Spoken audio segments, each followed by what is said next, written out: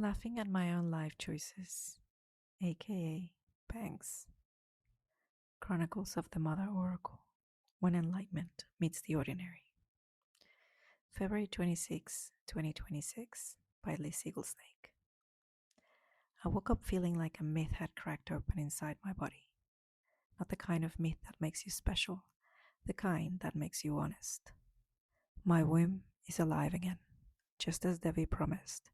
My bleed returned with the Lunar New Year, and with the shedding, a new layer of shadow and vulnerability has risen to meet me. I excitedly announce I am bleeding at exactly 2 years since my last bleed in 2024. My mother laughs. How can I love my bleed? I try to explain that I use this as an opportunity to meet myself, to sit with what I usually turn away from. My words amuse her.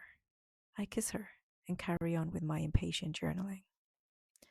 These past nights have brought vivid dreams. Myself as two women, one with white hair, the other black. My sisters, the men of my life. Dreams of betrayal, boundaries, jealousy. Dreams that reveal the next layer asking to be seen, asking to be met fully. I am tender, so I take people's schedule personally. I cry. I am met. I cry harder because I am met, and I didn't expect that. I thank God. I am choosing to take up space. I am not too much. I am simply fully me. Being seen is both exhilarating and terrifyingly vulnerable. I am loved and I feel it. Graciousness. My womb's medicine is not an idea, not a symbol, not a metaphor for rebirth. My womb is warm, swollen, shedding, remembering, illuminating. My body retrieved something I had deeply missed.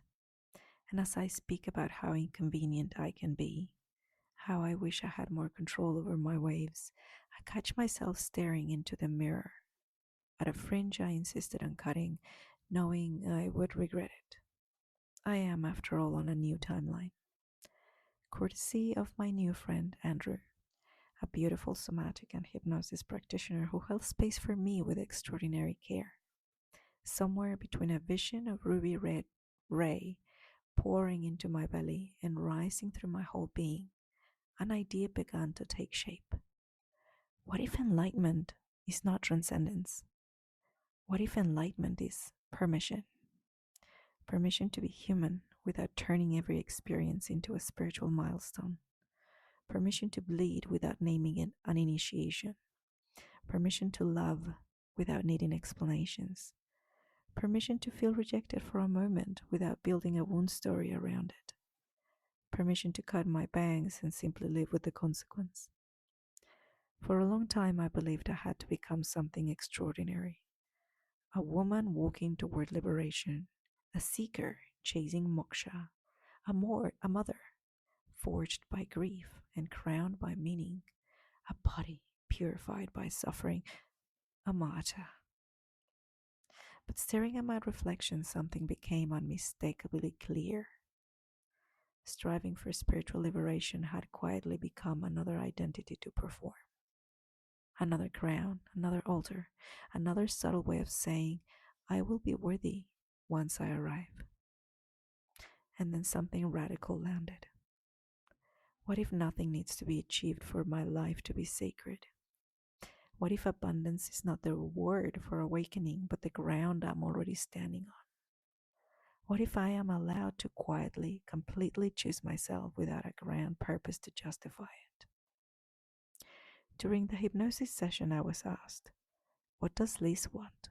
And Liz answered, everything. For the first time, I let myself want the big dreams without having to earn the right to desire them.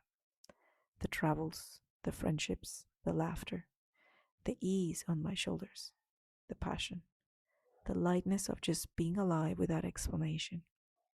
I am, after all, not dissolving into light.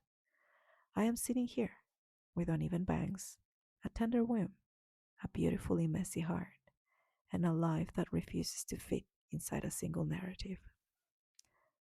I am bleeding bright red after 2 years of silence. I am laughing while weeping. I am realizing that if I choose myself fully, life has a chance to choose me back without reservations, without conditions. Maybe enlightenment is quieter than I made it out to be. Maybe it looks like cutting your hair and hating it, crying a little, checking your messages too often, feeling the cold in your chest when someone has to hang up, and still choosing to stay present with the waves, with the vulnerability, with the full intensity of being a woman who is both human and divine, tender and conscious all at once. Maybe enlightenment is simply letting the body finish its sentence. Maybe I was never meant to transcend this world. Maybe I was meant to let it move through me, and that is enough.